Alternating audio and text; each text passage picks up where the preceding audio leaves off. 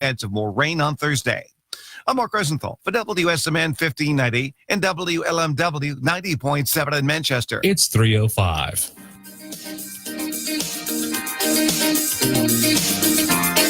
It's time for the Dianna Ploss Show. A Boston native, an American patriot, a political activist, a serial entrepreneur and medical professional, an American football fanatic, and a disco music enthusiast, and never afraid to have a conversation. She'll start that now. Your host, Dianna Ploss. Welcome to the Dianna Ploss Show with your host, Hal Shurtleff of Camp Constitution, and our co-host, Isabel Adams from Ware, New Hampshire. And where is where? It's a little bit west of Concord. That's where it is. And this is her very first time on the air with millions and millions of listeners all over the world. And you are with a group called Brave Enough to Fail. And we'll be talking about that because the director will be on, or is he president or director? CEO. CEO. He'll be on in a half hour. But right now, and by the way, you are a homeschooled young lady. So anyway, we have on the air, on the line, my very good friend, Dr. Duke Pesta. How are you doing, Dr. Duke? Hey, Hal, how are you today? Good, and you're coming in loud and clear all the way from beautiful Wisconsin. We have a young homeschool lady from a group that I met the man who runs it, and it's her first time on the air, and she's going to interview me about Camp Constitution afterwards, I'm hoping. So say hello to her, Isabel Adams. Isabel, how are you? I'm great. How are you? Good, thank you. No. You're going to have a good, fun interview about Camp Constitution. It's a great organization. Well, anyway, Dr. Duke has been a guest instructor at our camp last year. I know you have a ridiculously busy schedule, which is good because it's a good kind of busy. You are, I would say, one of the nation's, if not the top nation's, critic on Common Core, and also an expert on higher education. But it's not just criticizing, it's also solutions. So tell us a little bit about you and the Freedom Project. Well, I am primarily a professor of English. I've been for 25 years. I'm a unique animal in that I am both a conservative and a Christian in a university setting, which has made for all sorts of interesting legal battles over the year. But I am an English professor, tenured at the University of Wisconsin. I am also the director of Freedom Project Academy and Media. And Freedom Project is basically a complete online homeschool option for moms and dads, where we bring live teachers, not just recorded lessons, into your home. So kids can stay at home and we can help you homeschool them, or we can school them from your home as a way of avoiding the politics, the ideology, the craziness, and the progressive bullying that takes place in the public schools. And our media side really tries to promote and realign culture. We do a lot of programming for educational videos, and I'm the host of the Dr. Duke Show, which is a weekly podcast. It's a video podcast, or you can download it as a podcast. It's the only show of its kind in the country. We spend an hour each week looking at the most prominent education stories. And it's really actually quite an interesting thing. You would think that sounds boring, but when you think about all of the transgenderism, you think about all of the, again, progressive bullying, you think about all the ways that universities and public schools thwart the Constitution and undermine our kids' Second Amendment rights and the First Amendment rights while going after the Second Amendment. It really is a lively show, and the Dr. Duke Show can be found simply by entering the Dr. Duke Show into your search finder, or just going to wherever podcasts are found. And it's free. It's a free download. So check it out. By the way, your colleague, Katie Petrick, she is a woman that more ladies need to know, especially when she said she doesn't spend more than $20 on a wardrobe, and she looks very presentable. So. Yeah, she's great. She shows you that the schools, even the colleges and the universities, can't screw up every kid. She was a former student of mine, and in a Shakespeare class, and she took multiple courses with me because she loved the worldview, which was not overtly progressive. And so as soon as she graduated, I hired her for Freedom Project, and now she's my co-host on the Dr. Duke Show. And she's very educated too. She has an undergraduate degree in political science, and she has a master's degree in education. So we make a pretty good team covering the educational issues of the day. Doctor, one of your many presentations I was either watched on YouTube or was there listening to it, you gave a test to your new students, and it made some national attention at one point. Can you just review that a little bit? I think not only is it's humorous, but it's also tragic. Yeah, I got sick and tired of the trigger warning culture, got sick and tired of the cultural ignorance of my kids too. So for about 12 years, I taught at 7 different universities over my career. Over 5 of the 7, for about a 12-year period, first day of class, I handed out what I called cultural competency quizzes.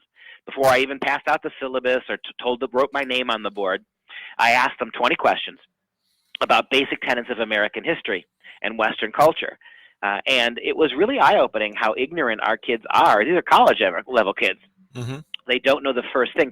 The two most perhaps shocking statistics, that something like almost 90% of kids, over 90% of kids, actually preferred socialism to capitalism.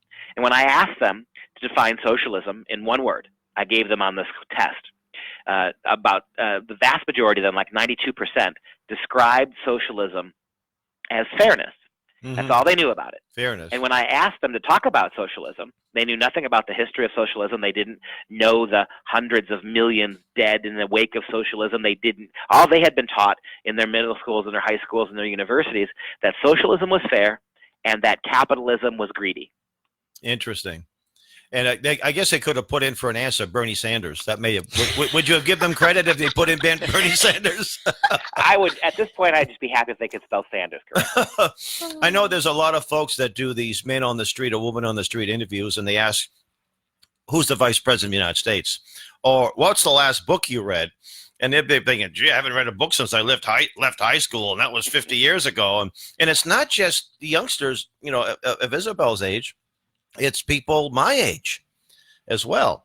Yes, I know that our dear friend, Dr. Sam Blumenfeld, and Charlotte Isabet, another friend of ours, did a lot of work on the deliberately dumbing down of America. And there's also the bumming down of America, too. Yeah, I think that's exactly right. I mean, Sam was way ahead of his time with this. People like Sam and Charlotte recognized in the 70s and the 60s even that what was happening was, as education at every level, starting at the universities. In the 60s, it was primarily the universities. That we were starting to see was a ideological takeover of the classroom, whereby actual knowledge was subordinated to what we would now today call social justice education. Well, thanks to the rise of federal programs like No Child Left Behind and Common Core, you now have what's happening in the public schools from kindergarten through high school. What's happening there is what happened in the universities in the 1960s, which means they've become more radical. The faculty has begun to phase out any voices that aren't radical and progressive. The curriculum has been hijacked by social justice warriors who are teaching politics and ideology, not real skills and abilities that your kids need to survive in life. And as we saw with the universities in the 1960s, now your kids' public school education in elementary, middle, and high school is about a lot of things, but very few of them are actually about educational achievement.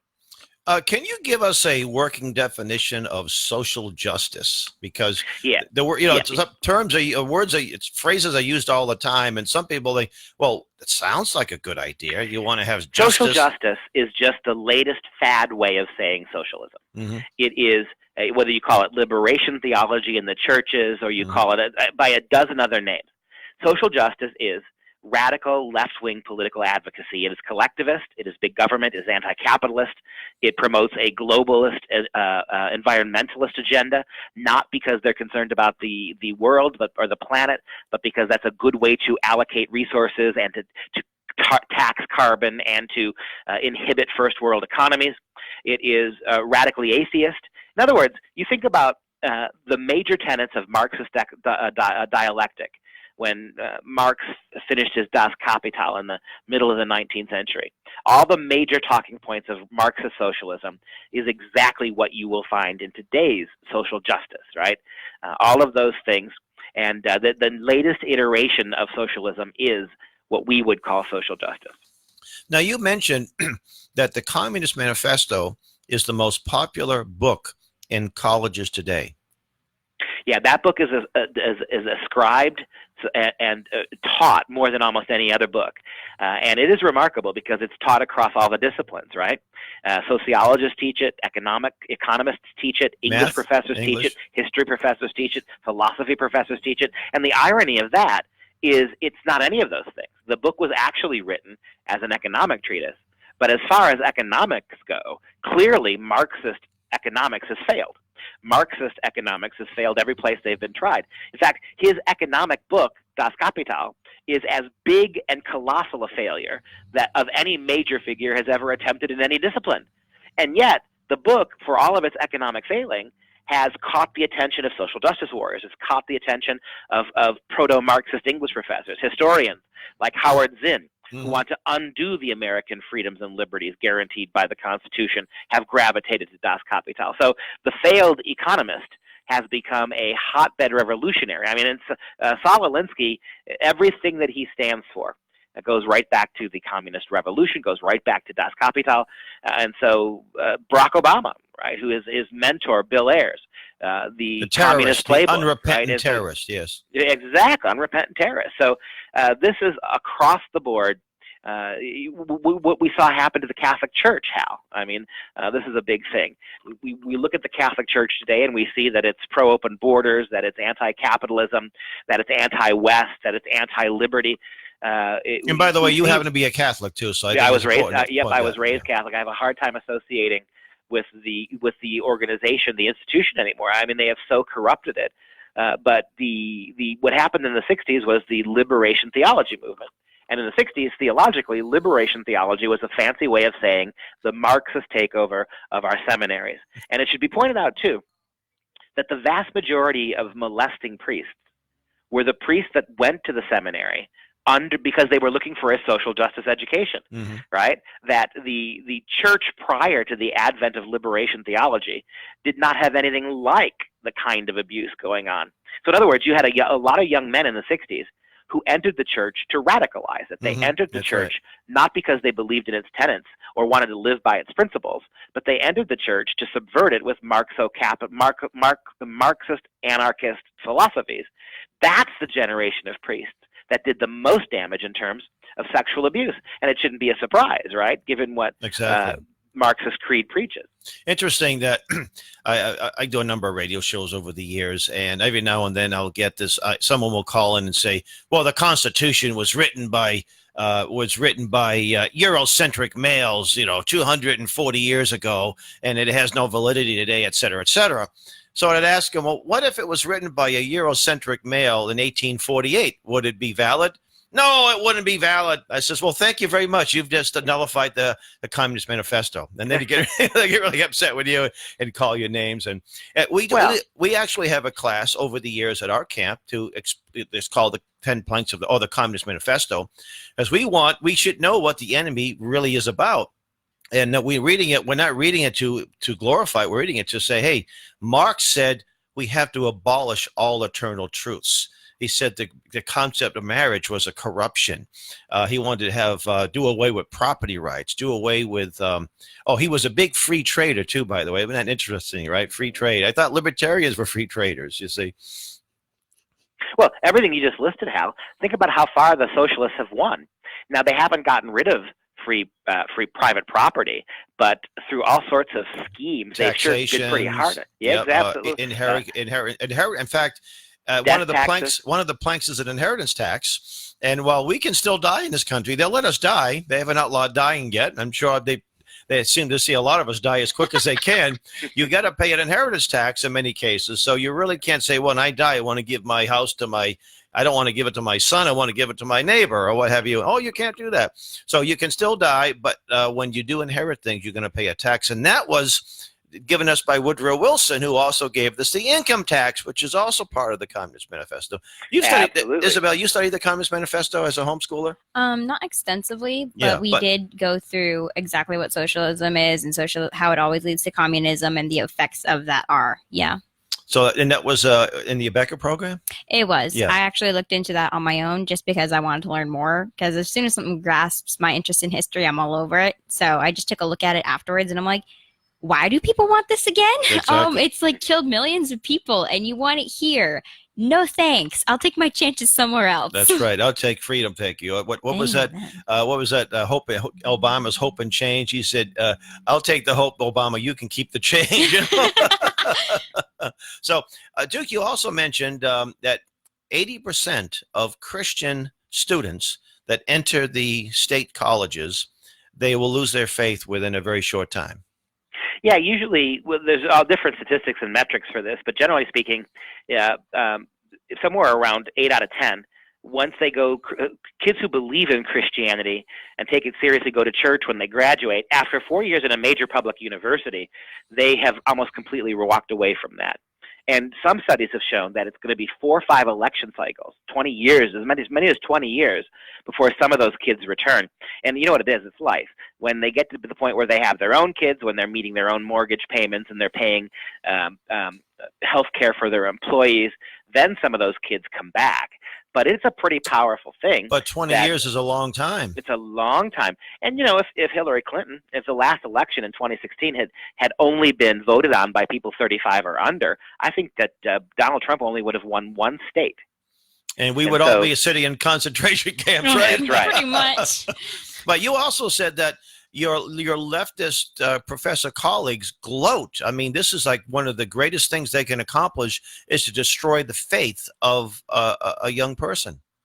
You know, I have had, at every university I've taught at, I've had people look me in the eye and tell me that they just so relish kicking the Christ out of kids. That's how one person phrased it. You know, I'm looking forward to kicking the Christ right out of these stupid kids, and the contempt. They don't treat these kids. You know, I have actually had professors tell me, you know, that, gosh, another boring class of 32 white bread kids, or they'll get one African American, or they'll get one kid with purple hair and 8,000 tattoos, and they'll teach the class just for that one kid at the expense of everybody else. Now, okay, we've talked about the problem for the last 20 minutes. Now we got to talk about solutions, and that's really the most important thing. What can parents and grandparents and big brothers and others, what can they do to reverse this? What do you have to offer there, Dr. Duke? Now, how should I target that answer in the time we have left? When we talk about universities? I know you only have 9 minutes, but Freedom Project Education. What do you? Okay. For moms and dads who are looking, and we've got a guest in the audience sitting right next to you who can talk about homeschool, the value of homeschool. Look, biblically and in terms of common sense, we as parents are the primary educators of our kids. If we're going to let our kids turn our kids over 7-8 hours a day, 5 days a week to public school educated teachers who have been drilled and drilled and drilled about how Christianity is evil, how faith is a lie, how parental control is garbage, that it belongs to the schools and the state. We're going to turn these kids over to them every day. We're going to lose them. And so what you have to do is become the primary educator of your kid. And at the very least, if you can't homeschool your kids, or you can't send your kids to a well-examined private school, then you can spend some time every evening trying to counter what the kids are learning. My first advice is get out of those schools, number one. My first advice would be homeschool. My second advice would be find a stable and a well-examined by you private school that's going to allow you to know that your kid's getting a stable education. And if you can't even do those things, then quite frankly, I think most of us can do those things. Well, you know, today, I just want to say today it's much easier because of the technology. I don't have to be a PhD in 25 disciplines to be able to sign my children up to your program. Absolutely. Never has there been more good stuff online that you can use to educate a kid. And if you can't homeschool or private school them, then at least take an hour every night and sit down with your kids over the dinner table and say, look, tell me what you learned today about history. Tell me what you learned today about economics. Tell me what your teacher said about the founding fathers today. Mm-hmm. If you do that, you are going to be horrified by what your kids tell you. Mm-hmm. Take a little time and show them. Hop online and say, okay, all you've heard about the founding fathers is that they were racist slaveholders. Well, let's take a look at what they actually said. Look at some of the quotes. Let's take a look at their lives. What were they fighting against? You've got to find a way to balance. If you're going to leave them in these public schools, ask them how they're doing their math problems. When they show you the ridiculous, counterintuitive ways they're working math problems, show them how to do it more simply. Give them a fighting chance. Now, one of the things, I think there's a recent project that you folks are involved in is getting churches that are only open, most churches, I should say, most of the conservative Bible-believing churches, they're open Wednesday nights for a sermon, and then they're open Sunday mornings for a few hours. The rest of the week, with precious few exceptions, they're shuttered. But you have a way that you can actually turn these churches into schools. And how can you do that without spending hundreds of thousands of dollars? Yeah, it's our partnership program, and you do have churches, beautiful churches all across this country that are only busy a couple days a week. What if we were able to help those churches become private schools. Most churches won't, because it takes a lot of money and a lot of insurance and a lot of indemnification to be able to hire teachers, to be able to pay teacher salaries, vacation, retirement, and it's cost inefficient. What if we eliminate the need for actual teachers? What if we bring live schooling through computer screens into the church reception room, right, where they have the big the ballroom or the reception room, the church basement? What if we have mom and dads drop their kids off at church instead of the public schools? And what if we provide the education, and a youth minister or a pastor or a couple mom volunteers make sure the kids are getting an education in a Christian setting? Because you know what? Then you can pray. If you're getting your kids kids are getting a first-rate education in a church, they can also incorporate prayer into that. They can do Bible study with that as well.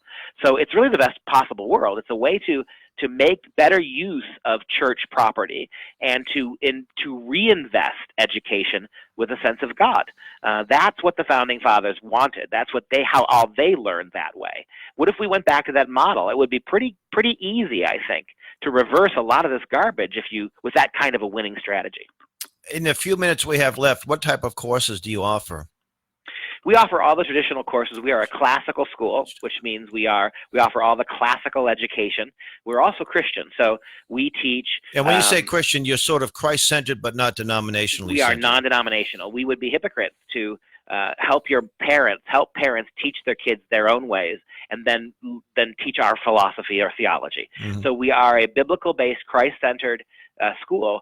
But the theology and the dogma, that's mom and dad's job. So a Catholic would be comfortable, Protestant, a Baptist, we've got Seventh-day Adventist, whatever would be comfortable. Yes, sir. Yeah. We've got Latter-day members of the Latter-day Saints. We've got Mormons in our school. We've got Roman Catholics, Orthodox Roman Catholics. We've got Jewish kids in our school. We're a Judeo-Christian school. We've got Jewish kids in our school. We've got Methodists and Lutherans and Baptists. And, I'm proud to say, Hal, in the almost 10 years we've been doing this now, I have never had a parent, not one time have I had a parent call me and say, hey, we're Methodists and your school's pushing Catholicism, or we're Catholics and your school's pushing Lutheranism. Never happened. That's great. So you have math, science, logic. You actually teach logic? Yep. And economics. Don't you have a course in emotionalism? How you feel about things, Yeah, the first tenet of our logic course is that your feelings don't matter. And isn't logic the science of right thinking? Isn't that what the definition? I thought logic was basically just like using your brain. Using common sense. Used to be called thinking, right? A rarity nowadays. So now, with the millions of listeners, I know a lot of them would be interested in contacting you, Freedom Project Education. How can they do that? FPEUSA.org, Freedom Project Education, FPEUSA.org will get you to our website. All the contact information is there. And if you're interested in the Dr. Duke Show, if you like what you heard today and want to hear these opinions applied to modern stories in education, type in the drdukeshow.com or go to your podcast places like iTunes. You'll find it there. It's free to download.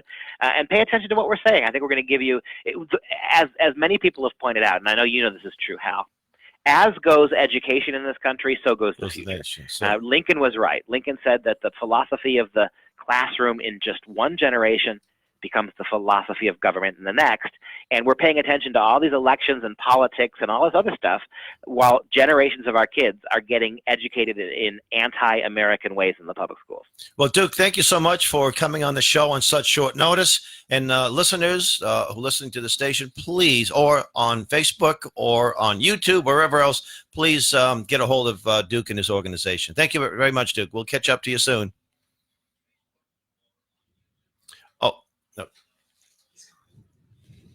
Oh, yeah. So anyway, you've been listening to the Dianna Ploss Show on WSMN 1590 AM. And we're going to go to a break, I believe.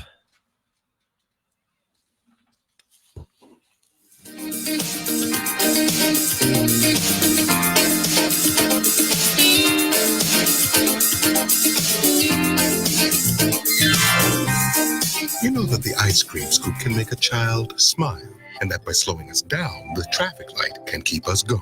You know that the lawnmower makes life easier, that the blood bank makes life possible. But did you know all these ideas came from the minds of African Americans?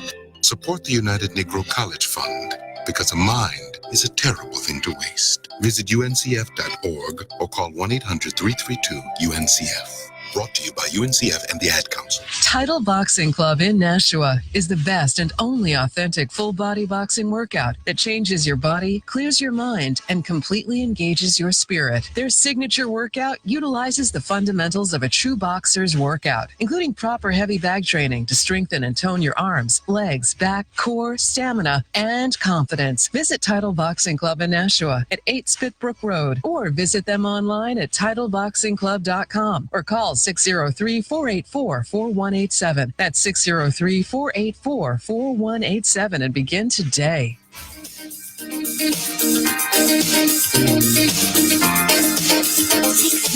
Welcome back to the Dianna Ploss Show, WSMN 1590 AM in beautiful Nashua.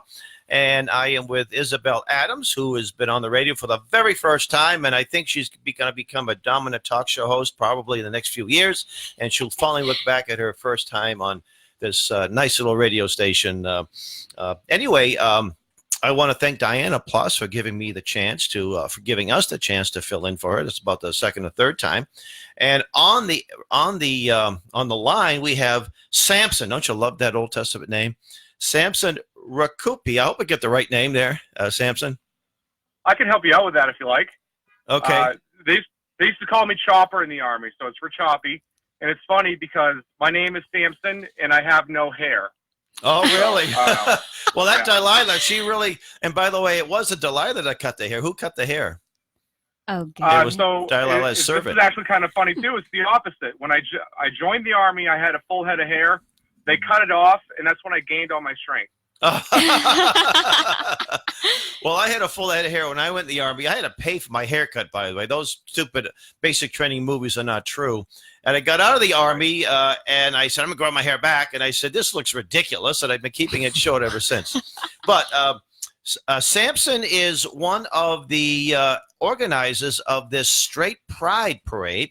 And I happen to know the two other organizers. They were both working. They're both working, 40-hour jobs as well, 40-hour a week jobs. John Hugo and Mark Sahady.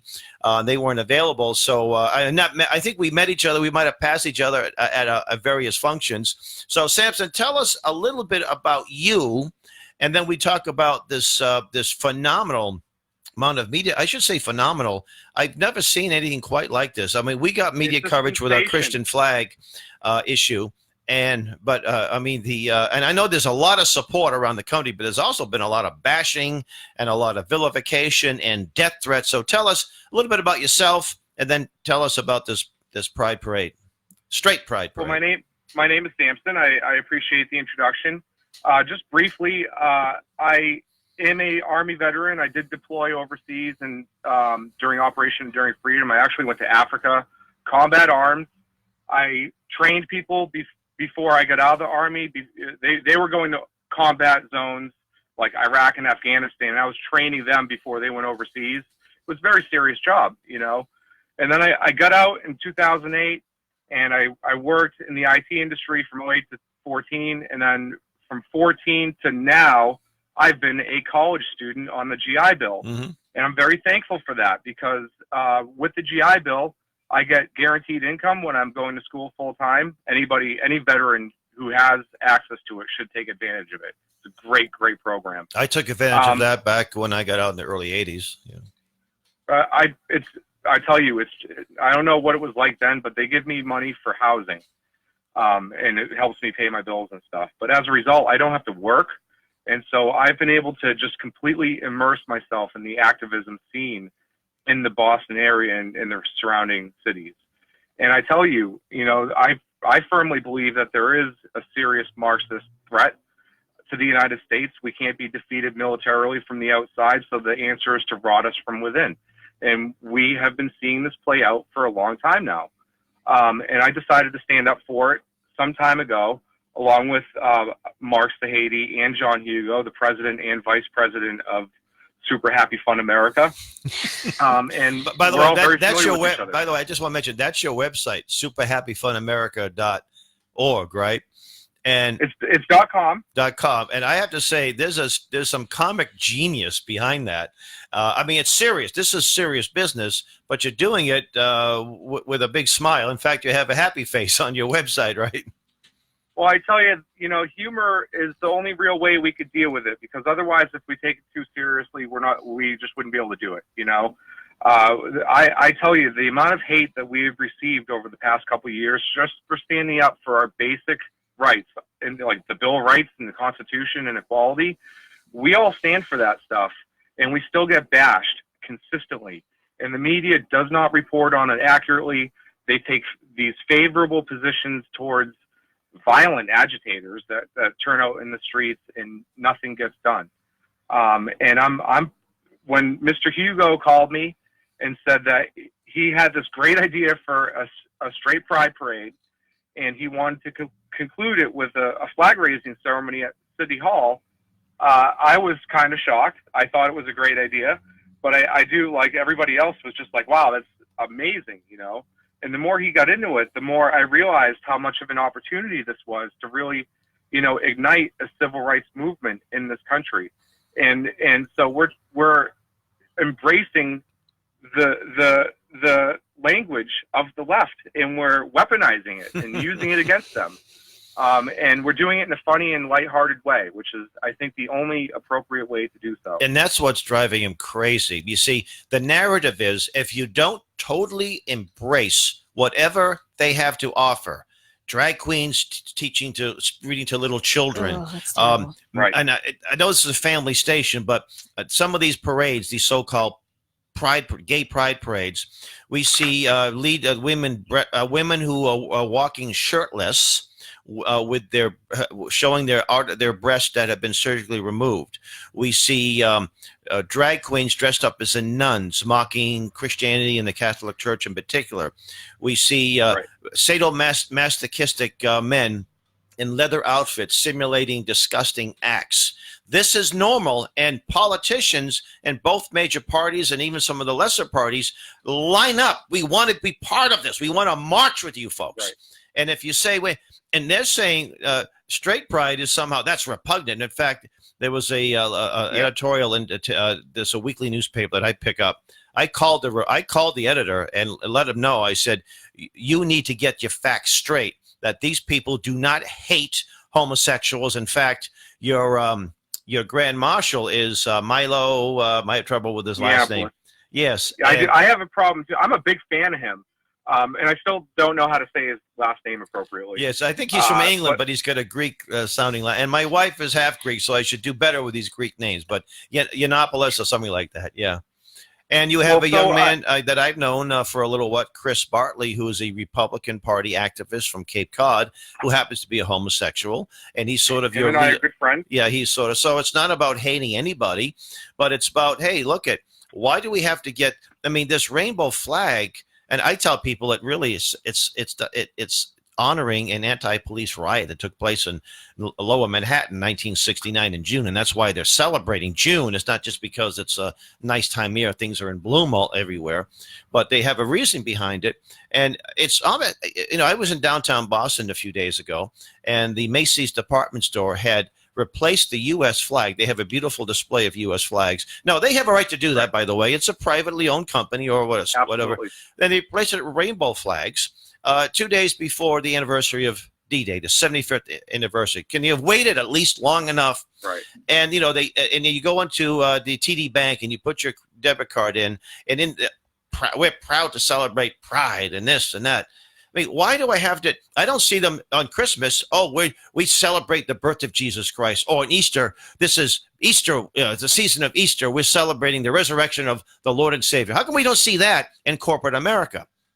But we have to see the rainbow flag everywhere. I tell you, I believe that the government should just stay out of these social issues. They really don't have a place injecting themselves into this kind of identity politics. They don't. No, they should pick up in Boston. You pick up the trash. You have a place to make sure that the crime is kept at as low as it can be, and you clean the streets. And they can't even do that well. Right. Well, when I heard that Mr. Hugo was like, we want to put up the straight pride flag out front of City Hall, and Boston City Hall just had I believe it's the LGBT flag flown out front of it. And I'm like, well, geez, there should be no reason for them to say no to this. They just flew the flag of, an alternative lifestyle. It has to do with sexual orientation. And I'm just, it blows my mind that they can deny it and claim that the government has speech. And it looks like this is going to actually be litigated, as I'm sure you know, because I believe you're going through the same thing with the Christian flag. Right. Well, yeah, some of the listeners are familiar with the case, but it was back in 2017 where we tried to get a permit, and we waited a long time, and finally, the official response was because it's a violation of the First Amendment.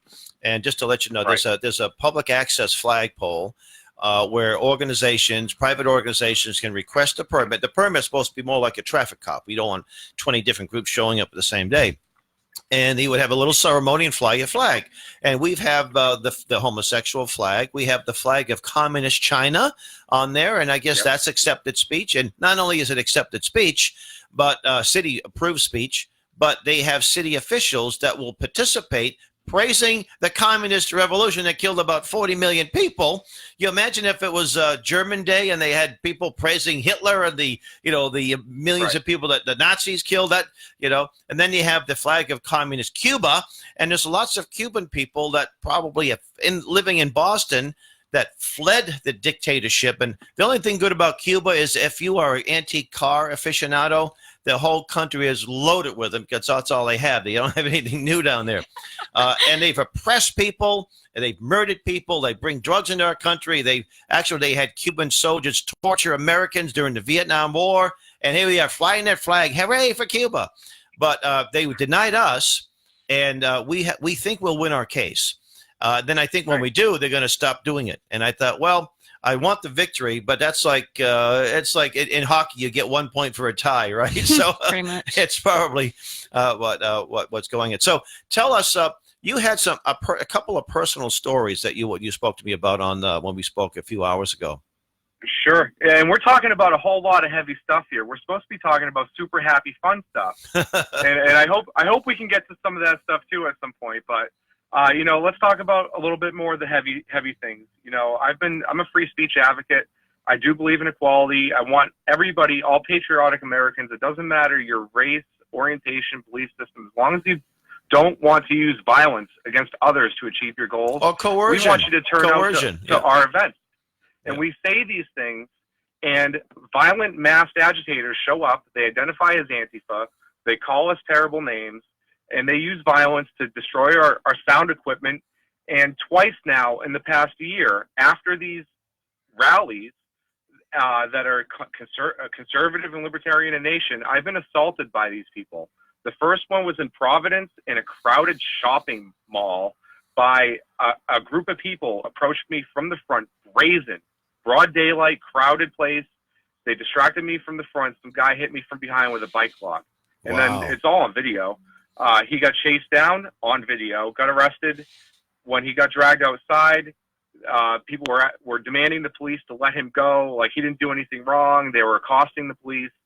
Turns out this is a second offense. The first offense, he assaulted a Trump supporter at a Trump rally like a year previous. We have a court date this month. The state of Rhode Island told me that they wanted to have him in there to try to negotiate some sort of deal to not have to go to trial. And this is just it's like the state condones this type of behavior. And then just last Sunday, I believe it was, not this past Sunday, but the one before, there was a rally on the Boston Common. It was a pro-family values, pro-life event, right? And these same violent mass agitators, only the ones in Boston showed up. They tried to use force to prevent this event, the rally from occurring. There were 7 arrests throughout the day. One of them was because a masked woman took a unidentified cup of red liquid and snuck up behind my friend and doused him with it. And I'm actually the person who had to tackle them because they went to turn around and run. And I was like, oh, no way. And I tackled them, and a whole bunch of cops came up. And I guess, so this person got arrested, 4 counts, aggravated assault, hate crime. No lie, I have the police report. This person got charged with a hate crime for what they did. No media is reporting on this, of course. This is the first that we've talked about it, so you're the first to hear about that. And then 3 other masked Antifa came up and tried to physically remove the police and let this person get away. And they got all placed under arrest too. So we were responsible, I guess, because of the first one for 4 of the arrests that happened that day. And there's some of this that was caught on video. And it's just too much. And these are the same ones that want to smear our event, because we're not trying to make this be an anti-LGBT event. This is supposed to be proud to be straight. Don't hate the straight. I looked it up before I called you. 97% of males and females in the United States identify as heterosexual. We are the oppressed majority. If you watch the media or you go to the schools, they're talking about the LGBT agenda as if everybody belongs, as if like they should be identifying as part of it, when the reality is completely upside down. And you see the reaction from this parade, which is supposed to just be a super fun, happy time, and it reinforces what we're saying. And crazy. And it seems to be that the most vilest people, the nastiest people, are the heterosexuals that are going after you folks, right? Well, so I am in charge of, I'm receiving all the contacts from our website, and I manage the social media. And let me tell you, the vast majority of the people contacting us are in support. And even the ones that hate us, I'm putting them in the spreadsheets under one of 3 categories: supporters, media, or haters. And even the haters are giving us legitimate contact information to get back in touch with them. Some people are writing huge essays about why we're wrong about doing what we're doing. And we're going to contact every single one of them and try to get them on our side, at least the ones that give us legitimate contact information. But the vast majority are in support. They want merchandise. They want apparel. They want to sign up. They want to volunteer. They want to be there. I think I should have invested in the new straight pride flag. We're going to get a lot of sales of those. Now, Isabel, you heard about this, right? I heard about it briefly last year, but then obviously it kind of just came and went. But I was like, oh, that's actually really cool and really good that people are taking a stand for what they believe in, because that's kind of really the only way that the people that we don't want to win is by keeping our mouth shut and doing nothing. Because I've always found that the minority is the one that always gets the voice, because they're the one that's pushing it the most.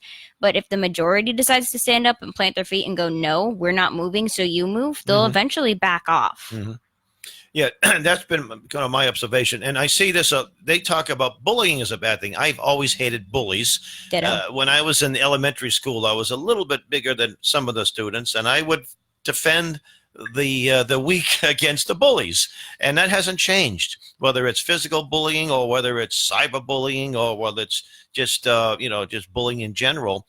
I don't like to see it anywhere. And interesting, there was a gentleman that on Facebook.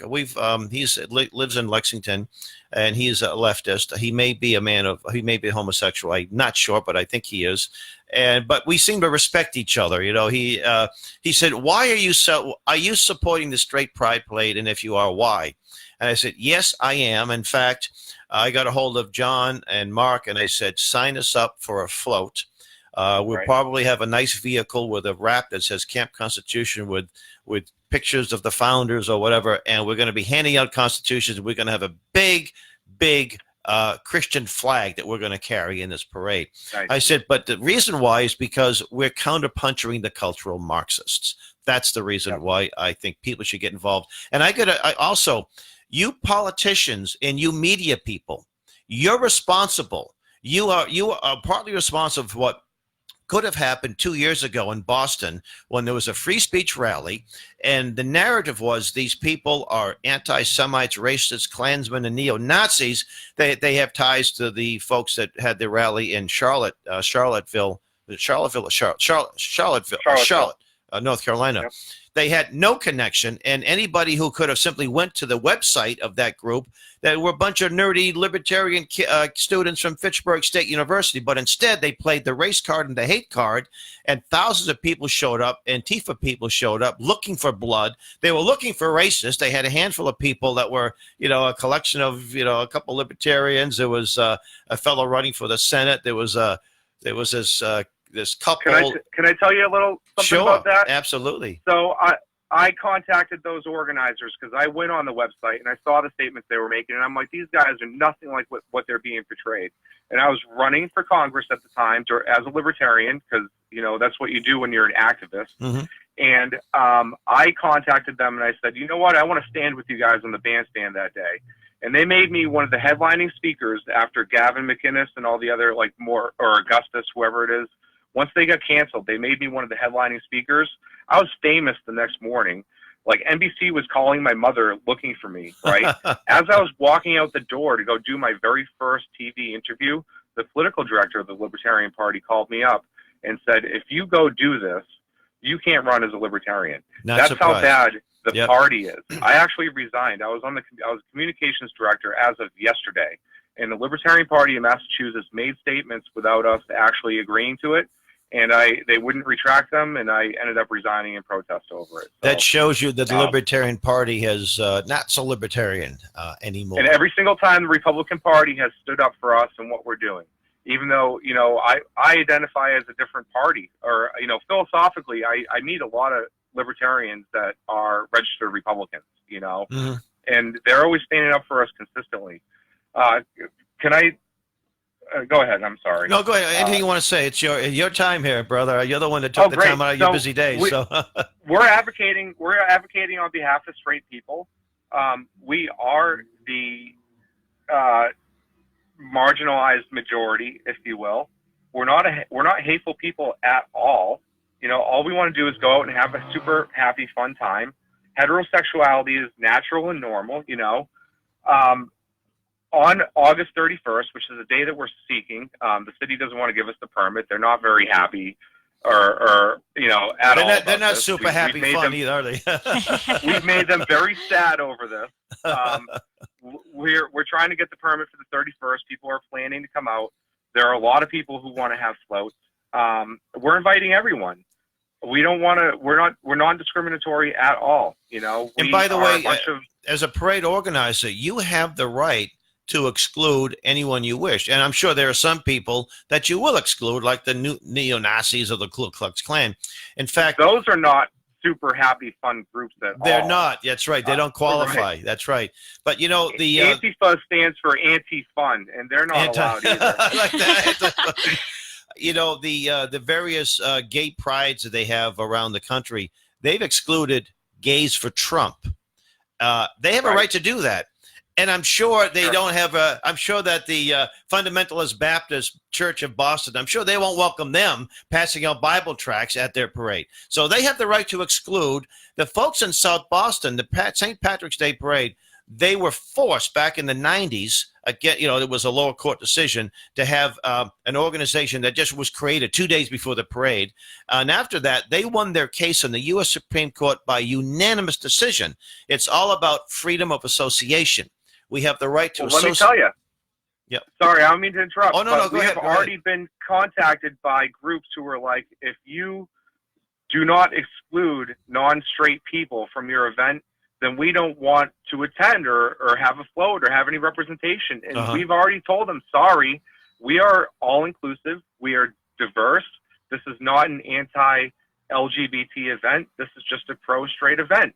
And if you can't adhere to those values, then I'm sorry, we're just not going to be able to do it with your group there. So we are already exercising discretion, but just not probably the way that people are expecting us to. Well, I really have to, like I say, have a lot of respect. It takes a lot of courage to fight this culture war. It takes a lot of courage. Here you are. You saw combat as a young man. It takes a lot of courage. I was in the combat arms, but thankfully the only action I saw was getting knifed in a bar room back in 1980 or what have you. But I was in the front lines, and if things did break out, I would have been there. But you saw combat, And but there's a bigger type of combat because a lot of these Some people. of the worst experiences I've had have been at the hands of people, and I hate to say it, I'm not anti-American. I'm so pro-American, it's not even funny. But some of the worst things I've experienced have been at these political rallies where we're just standing up for, pro-Trump, pro-Republican, pro-libertarian things. And we need people to stand up and say we're sick of it, and this is how it's going to happen. This is a revolution of sorts, and we're super happy and fun about it. We want people to turn out, and if the haters are going to turn out, we want the media to report on it, and we want them to see what happens as it goes down. But I'm confident that it's going to be a lot of good people who turn out that day. We've already been in touch with hundreds of people. I can't keep up with it. That's really exciting. And again, I think this may, we had the shot heard around the world, April 19th, 1775 took place not too far from Boston. In fact, started with Paul Revere's ride out of Boston. And I think this is a wonderful pushback. It's positive. It's not, hey, we don't hate you. We may not particularly agree with the lifestyle, but we don't hate you. You can march with us. It's about what we stand for. And our values made this country, in my humble opinion, the greatest country in the history of mankind. Why jettison that? And I've been friendly with a number of homosexuals that have no use for this kind of I was very good friends with David Brednoy, the late famous talk show host. And Dave would probably, if he were alive today, he'd say, no, I want to be the Grand Marshal. Forget this Milo guy. He's a foreigner, Dave was, he was an honorable guy. And again, I didn't disagree with his lifestyle choice. And it actually took him at an earlier age. But nevertheless, he was a true principled libertarian. He would give you the time of day. He didn't have to agree with you, and sometimes he did, and sometimes he didn't. He can be a little maddening, but he was a good guy. And there are many people like that. And I'm telling you, come out and confront this because it's only going to get worse. We are right. We're getting institutional backlash too. Our fundraising platforms are being frozen. Mark's account, his social media accounts have been taken down. That's right. I heard that. Yeah, he's being retaliated against. This is beyond just free speech. When you have these huge corporations, the media, the city governments, all taking the same side, opposing these universal rights that we hold dear. We can't allow it to happen. John told me that that he and Mark have been threatened, death threats, that they threatened to gang rape him, and they threatened to burn his house down. And, when I get threats on occasions, I usually say, my address is, such and such and such. I'll be waiting. And I'll be waiting. And they never show up. So they're just cowardly bullies. And I'm calling you out right now, you cowardly bullies who post these nasty things or make these nasty calls and post nasty things that are illegal, by the way, and that should get you in jail. So, Mark, Sam, you see the statements made by the cities and these officials in the media. Alexandria Ocasio-Cortez, Whoopi Goldberg, all these people are demonizing us, and you have these psychopaths locally who are going to internalize it and think they're going to get famous if they go and do something bad. Oh. And it puts everybody in danger when they do this stuff. By the way, making Brad Pitt your mascot initially was a stroke of genius because Brad Pitt is a far leftist, and when they did that, they got Brad's attention. He's, I'm going to sue you guys. I thought that was a stroke of genius. So I'm sure that you guys aren't probably marketing geniuses, but I think we're going to be that there's going to be classes about how this one thing went viral. So okay, we got 1 minute left. We got 1 minute left. I want to end this on a happy note. Okay, please. Super happy. We are seeking you heard it here first again. We are seeking a heterosexual couple to get married at the concluding ceremony at City Hall Plaza. And if we can maybe get a group of them together, then we could have somebody oversee them and they can get married as a whole thing.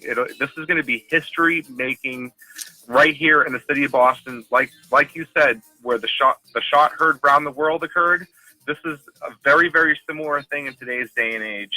And we're just a super happy, fun group of people that want to turn out and have a great time and have some patriotic displays of who we are. And, and we don't hate anyone. We invite everyone. And the website your website really quick. www.superhappyfunamerica.com. You can get in touch with me at Samson@superhappyfunamerica.com. I'm the volunteer coordinator, so if you want to help out, get in touch. All right. You've been listening to WSMN 1590 AM Nashua. We're going to be taking a news break, and we'll be right back. You're listening to 1590 WSMN Nashua. USA Radio News with Tim Berg. President Trump says he believes China will have to make a deal with the United States because they're going to have to. Today on CNBC, President Trump defended his threats to put tariffs on countries like China and Mexico. Even without a fair playing field, we're winning because the tariffs are putting us at a tremendous competitive advantage. People want our good. They want our money. We're the piggy bank. Police in Detroit are announcing a break in the case of a possible serial killer that's targeting sex workers. Detroit Police Chief James Craig. We have arrested the suspect that I referred to late last week as a serial murderer and sexual assault suspect. In a developing story, just after 2 o'clock Eastern Time, a helicopter crashed into the top of a New York City building. And you're listening to USA Radio News. Texting enrolls you in recurring automated text messages. Message and data rates may apply. Hi, I'm Frank Thomas, the Big Hurt. After I left baseball, I just couldn't stay in shape like I used to. Turns out, once you hit 40, your body has less free testosterone, and that can make it harder to get into shape. So I got back into the game with Nugenics. I'm feeling stronger with a lot more energy and drive. You want to get back into shape? Get Nugenics. All you have to do is send one simple text. Frank's right. Just text FORCE to 321-321 to get a complimentary bottle of award-winning Nugenics, the #1 selling free testosterone booster at GNC. Its unique man-boosting formula is powered by Testofen, a patented key ingredient clinically researched to help a man feel stronger, leaner, more energetic, and more passionate. And guys, she'll like the difference too. Nugenic samples are not available in stores. To get your complimentary bottle, text FORCE to 321-321. That's FORCE to 321-321. American Airlines is extending cancellations on flights of its 737 MAX jets. As USA Radio Network's Chris Barnes reports. American announcing in April it was grounding its 37 MAX jets through at least August 19th, but now it's extending that until at least September 3rd. The 737 MAX has been grounded worldwide since March after 2 fatal crashes. Software changes have been made by Boeing, but the FAA and its global counterparts haven't signed off on the fixes yet. And acting FAA Administrator Daniel Elwell says there's no timeline to do so. I don't have September as a target. I don't have June as a target. I have safety of the 737 MAX. That's my only target. Elwell was speaking on NBC's Today Show. And a preliminary 4.0 earthquake has hit near Cleveland. The USGS reports the earthquake hit around 10:50 a.m. local time and was centered in Lake Erie, just north of East Lake. So far, there are no reports of any injuries or damages. And you're listening to USA Radio News. Now you can fly anywhere in the world and pay discount prices on your airline tickets. Book a flight today to London, Paris, Madrid, or anywhere else you want to go. And pay a lot less guaranteed. Call the International Travel Department right now at Low Cost Airlines. 800-215-5141. 800-215-5141. That's 800-215-5141. President Trump is doubling down on his tariff strategy after reaching a deal with Mexico on border security. On Monday, the president says everyone is trying to get money from the United States, and tariffs are a beautiful thing when you are the piggy bank. Now, regarding border security, Republican Senator from Missouri Josh Hawley tells Fox News, we need Mexico as a full and equal partner here. I mean, something that the Mexican ambassador said to me is that, well, we just can't have Mexico. We just can't have this many migrants in our country. I said, think about what it's like for our country, where they come to the United States, they're overwhelming our asylum process system, and then so many of them, when they're turned loose into the center of the country, don't ever come back for their hearings. I mean, we need to overhaul this process. The president is right. Congress needs to get on its game. as far as why nothing is being done on Capitol Hill. The senator believes it's ridiculous. It is the total partisan game. The Democrats won't even approve increased humanitarian funding for the border. We need to overhaul our asylum process. We need to build a physical barrier along the southern border. But we've heard that. As a member of Congress, how do you get everybody together and act? Well, look, I mean, let's start where we should be able to agree, which is we're facing a massive humanitarian crisis with the number of children.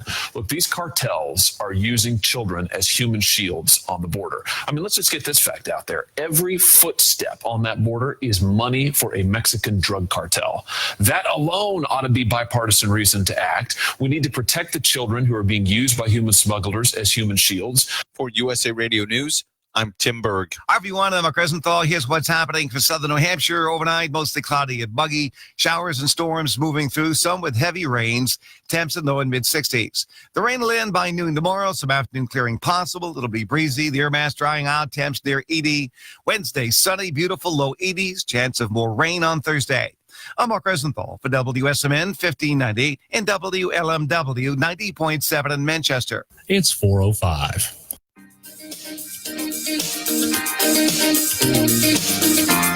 It's time for the Dianna Ploss Show.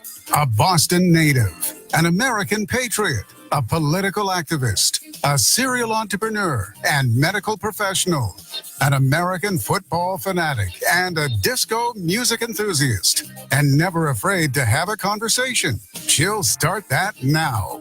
Your host, Dianna Ploss. Welcome back to the Dianna Ploss Show with your guest host, Hal Shurtleff of Camp Constitution, and my guest co-host, Isabel Adams from... Where, New Hampshire. Where, New Hampshire, and the organization is... Brave Enough to Fail. Brave Enough to Fail. And on the line, we have Wayne Winsley, who is the CEO and founder. How you doing, Wayne?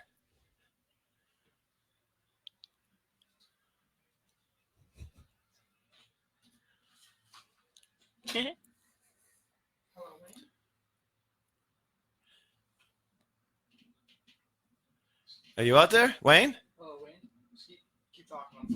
Oh, hey, Wayne. How you? Well, anyway, when Wayne comes back, now you have to fill in for Wayne. Oh, boy. So tell us about, first off, a little bit about yourself and how you got involved with Brave Enough to Fail. Well, I am Isabel Adams. I'm 19 years old. I am a native of New Hampshire, and I got involved in Brave Enough to Fail by a short story contest. And what was that? That means he's calling back. So okay. You're doing well. Go ahead. And when I actually won the short story contest, and then a couple weeks after, Mr. Winsley contacted me and asked me to be his editor of his newsletter. And I was like, oh my gosh, are you kidding me? Yes, I jumped all over it. Great. Well, Wayne, are you back with us? I am back, Hal. Thank you. We have this outstanding young lady that's in the studio here with us, Isabel Adams, and she actually was filling in for you. So you can go ahead and hang up. We'll just interview Isabel. What do you think? Okay. Madam Editor, you take it away. No, I'm kidding. Hi, Mr. Winsley.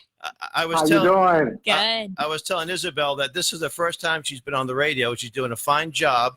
And when she becomes a world-famous talk show host a few years from the road, she'll fondly remember her days at WSMN. So, absolutely. So, Wayne, I was listening to the previous segment, by the way, and Isabel, you're doing a fine job. Oh, thank you.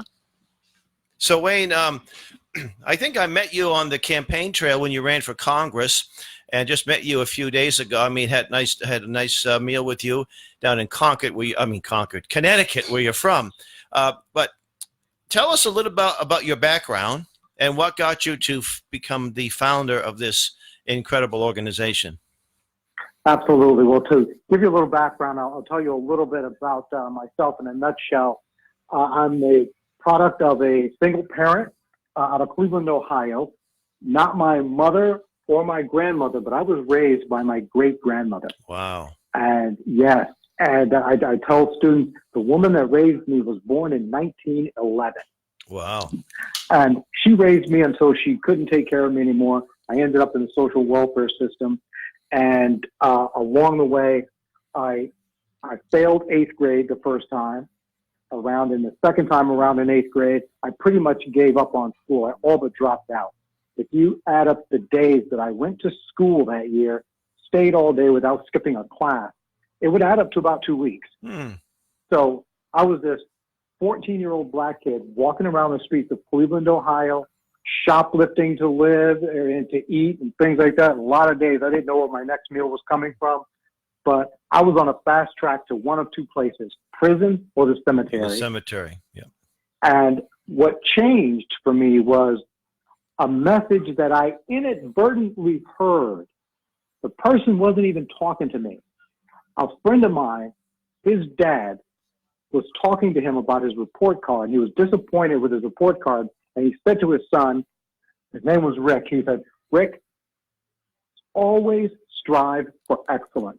I don't care what you do, but be excellent at something. Excellence will overcome poverty, prejudice, and adversity every time. That's right. And for whatever reason, you know, I told kids, I was standing over in the corner trying to be invisible, you know, that awkward moment where you're at your friend's house and your buddy's getting yelled at by his parents and you're trying to be invisible. Well, that was me. But I heard those words, and for whatever reason, they stuck with me. I believe firmly that God was talking to me that day. That's amen. I'd say a hearty amen to that, Wayne. I think that's exactly what that was. Yeah. And because of that message, I made a choice. I decided to go back to school, go back to class, and really work at it. Because I made that choice, my life changed. It was tough.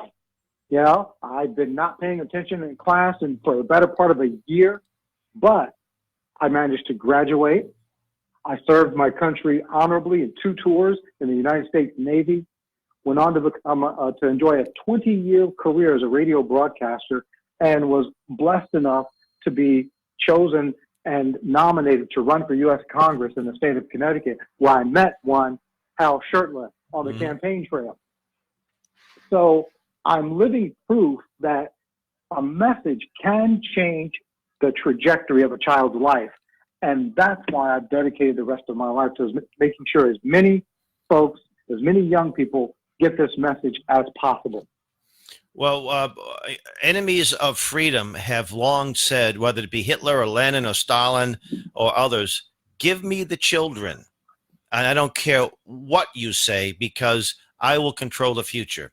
I think Lenin may have said, give me the children and I will sow seeds that will never be uprooted. And Hitler had the same attitude. Hitler said something to the effect that, because he said it in German, but he said, doesn't matter what you have to say. I have the children and we have control. And, you know, having control over what's being taught and what's being thought and what's being read, they dictate the future. Well, I like to say it this way. Our children's dreams are the future of America. That's right. And, you know, I'm listening to your previous guest, great Americans. And Dr. Duke said the public schools have become a liberal indoctrination center in many cases.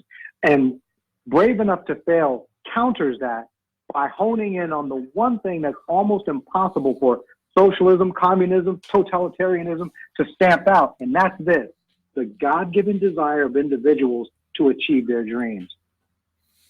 So tell us. So tell us about when you founded Brave Enough to Fail, and what kind of things that your organization does. Besides appoint this remarkable young lady as an editor of your newsletter. Absolutely. Brave Enough to Fail is a student motivational program that provides free presentations and scholarships to high schools. One of the things that I learned, and I'm also an educator myself now, I've been teaching middle school history for the past 6 years, but one of the things that we've learned is educators are desperate for anything that will get more students to invest themselves in their own education.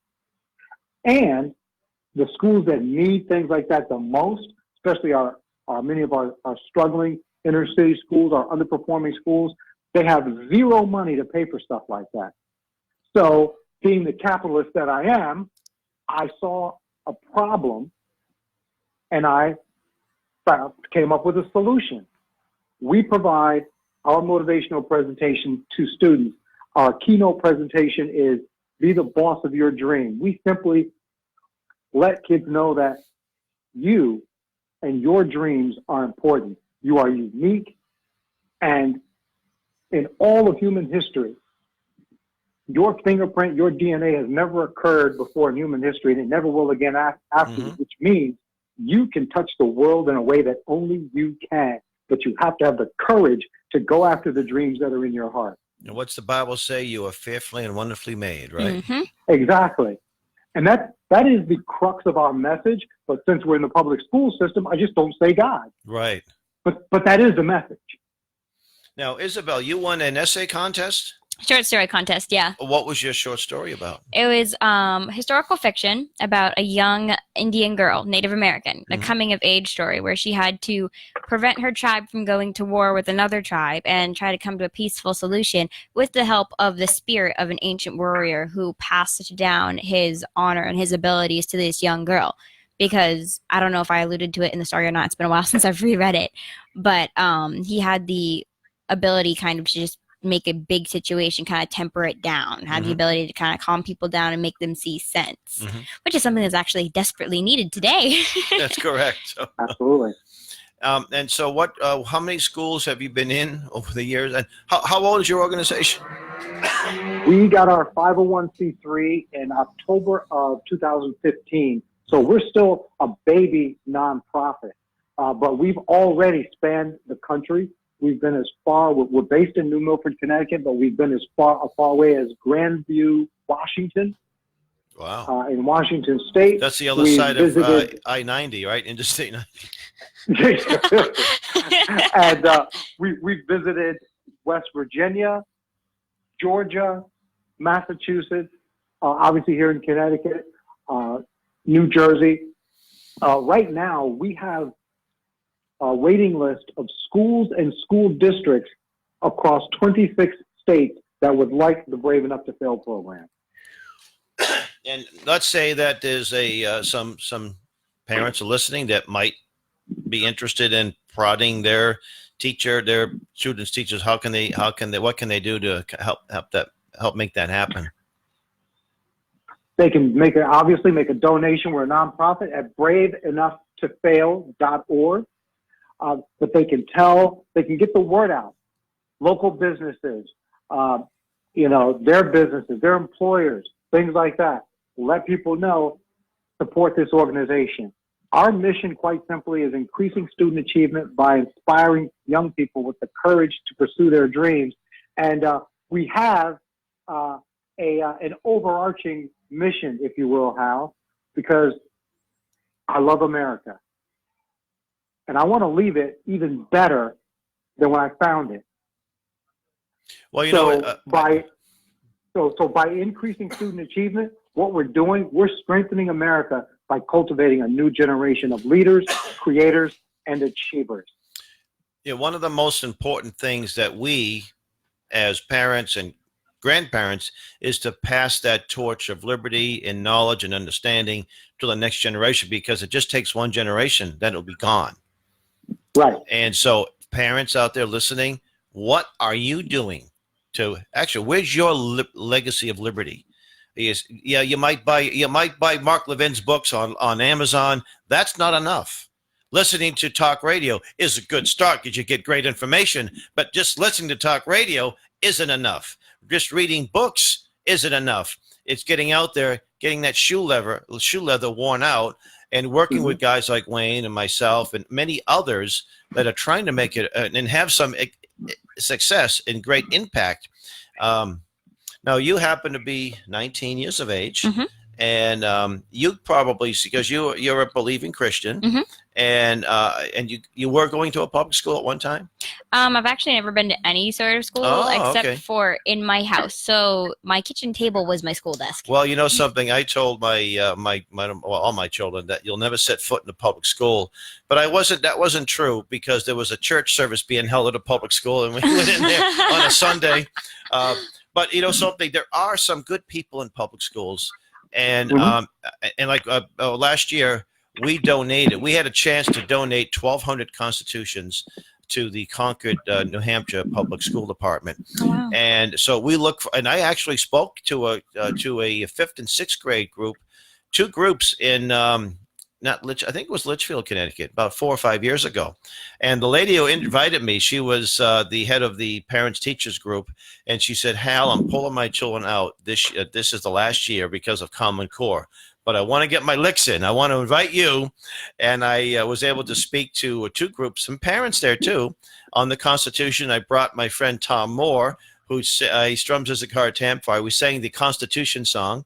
The first time we did it, the group wasn't too enthusiastic, but we actually closed with it. We, the people of the United States of America. It's really nice. And we handed out constitutions to all the students and the parents, and we challenged the parents as much as the youngsters too.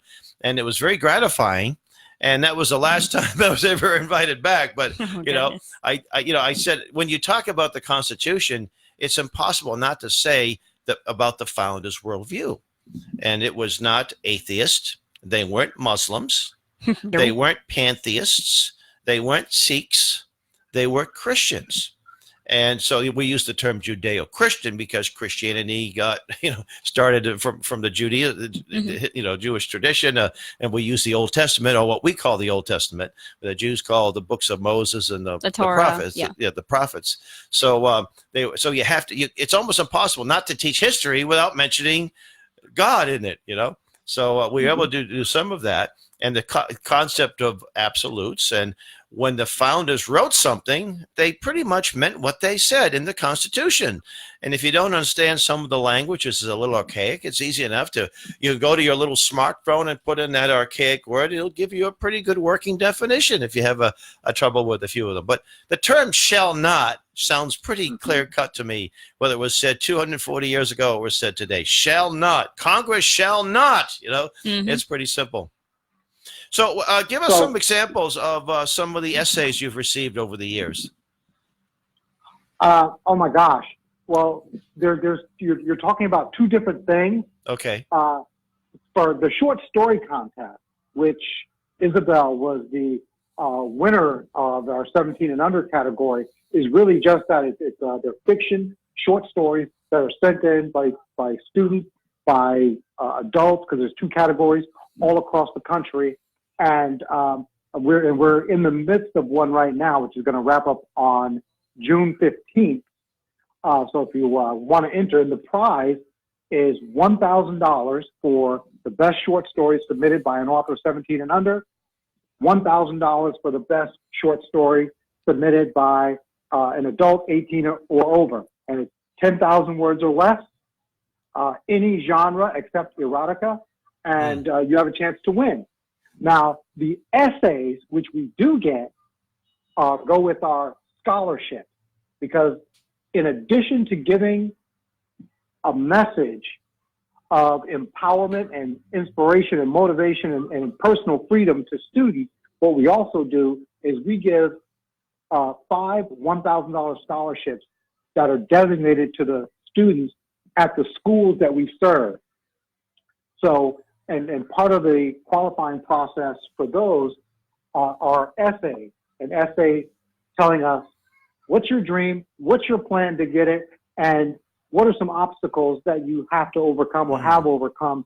And I have to tell you how some of those essays are just profound. Just this past, we've given away $17,000 worth of scholarships, and many of those young people are first-generation college students in their family. Interesting. One of our winners is going to an Ivy League school. Her parents are former refugees from Cambodia. She's a first-generation English speaker, and she just wants to make enough to help her family to be a good, solid American family. We have a young man whose parents are from Jamaica, and same thing. These are heartwarming stories of young folks who want to work hard and achieve the dreams that God's put in their heart. And we're in the position to try and help them achieve those dreams. So, you hear the term snowflakes a lot these days. Are politically correct, socially delicate, socialist indoctrinated snowflakes. Well, ladies and gentlemen of America, you want to counter that? You counter that by igniting sparks. Mm-hmm. Each student that we reach ignites a spark of ambition for life, self-determination, and the pursuit of dreams. And I hope that sounds familiar to you. Yeah, can I use that? That sounds good. I like that. Can I use it? You should make that into a T-shirt, Mr. Winsley. Yes. But that's what we're doing. If you want to help turn the tide in America, this is an organization that is actually planting seeds of liberty and achievement in the public school system to counter all that other stuff. Without saying so, Hal, we're offering our students a proposition. We're asking a question without saying it in these exact words. But what we're saying is, why settle for what the government might hand you when you can get much more by using what God's already given you? Mm-hmm. Isn't that nice? Amen to that too? Yeah, yeah. So now, where are you going to go from here? What do you have any goals? As actually, you need more help. I mean, and not just financial help, which is important, but you actually need more boots on the ground.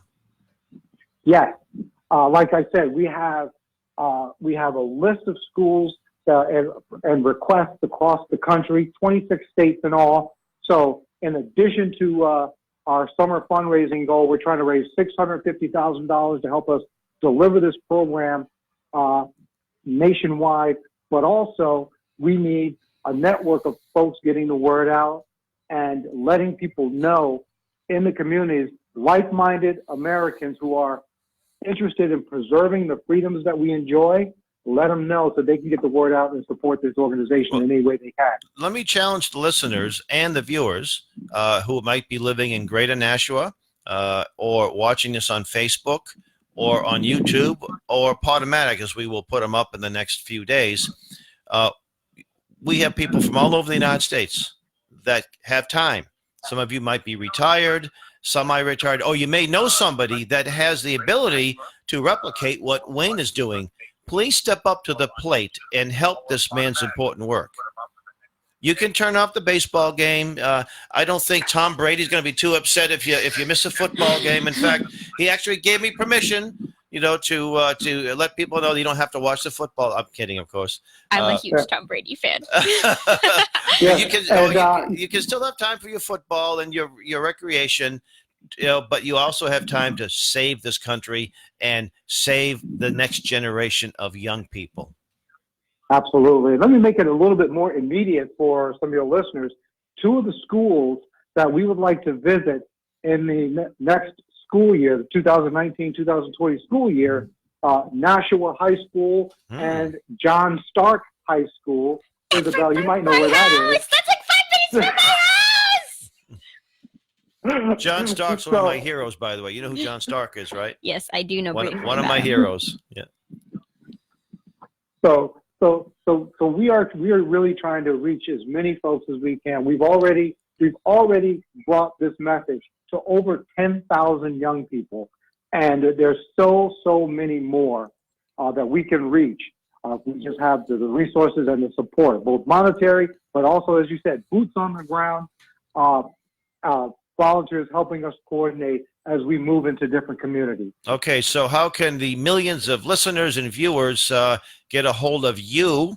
You have a YouTube channel, correct? Yes. And please subscribe to it and share the videos that you see on the Brave Enough to Fail YouTube channel. And how else? Our website, obviously, braveenoughtoffail.org. And I will give my email, which is simply wayne@braveenoughtoffail.org. Okay. Isabel, do you have any concluding remarks before we take a break and go to our next guest? Oh goodness, I don't know. Well, as a young lady, what will you tell people at your age group why they should be involved? Oh, one, because it's a great program, not just because I am a part of it. It's just because I firmly believe in the cause of what they're doing. Because I know for me, sometimes I struggle, like I said, especially with math. Me plus math equals puddle. But You want to hashtag that? yeah, hashtag puddle. But it's great because we're trying to motivate. I always try and motivate my brothers to stay in school because you know what? There's no other country that people risk their lives in other countries to go to school. Here we have the most freedom to go to school, and it's like available anywhere. You can go, you can Google stuff, and you can learn stuff. We have the most education, but very seldom do we take a part in it because we're just like, oh, it's boring, or oh, it's not my forte, or and it's you have to go and do stuff. But I would encourage people my age to try and influence your younger generation for good, because the more that we don't, the worse it will get, and then ultimately it'll be our fault for not saying anything while we had the chance. Okay, Wayne, thank you so much, and that's braveenoughtofail.org. Al, thank you so much. God bless Isabel, talk to you soon. Talk to you soon, Mr. Winsley. Okay, we'll be taking a short break. You've been listening to the Dianna Ploss Show on WSMN 1590 AM, Nashua's best show for talk.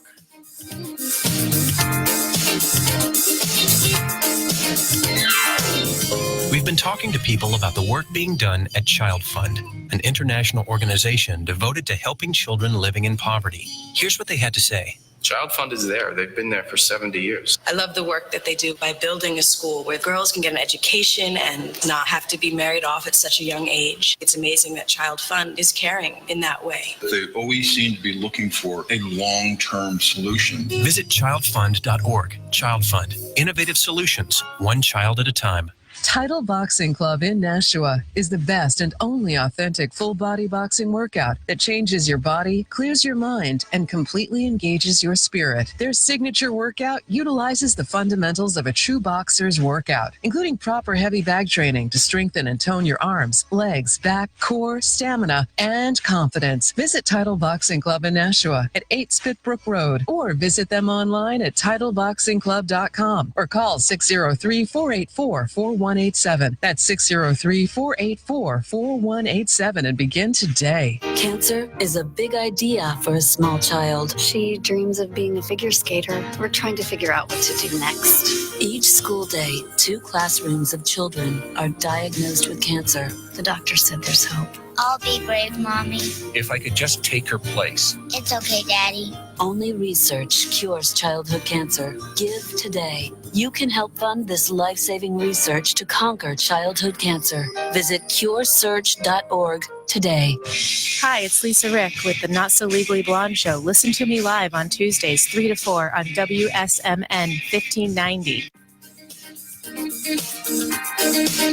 Welcome back to the Dianna Ploss Show for the last segment of our 2-hour show, the fastest 2 hours in radio. And I want to thank Dianna, the remarkable Dianna Ploss, who graciously allows me to fill in for her when she's not able to come on the air. And I am with my guest co-host, Isabella Adams, who is from Ware, New Hampshire. And it's the first time I met you, and I'm very impressed by you. And by the way, I want to invite you to our camp. I don't know if Wayne mentioned that. Oh, wow. July 28th. I mean, we'll cover your tuition. We'll give. So we'd love to have you as a counselor or whatever capacity you have. But so on the line is Mr. Alex Newman. How you doing, Alex?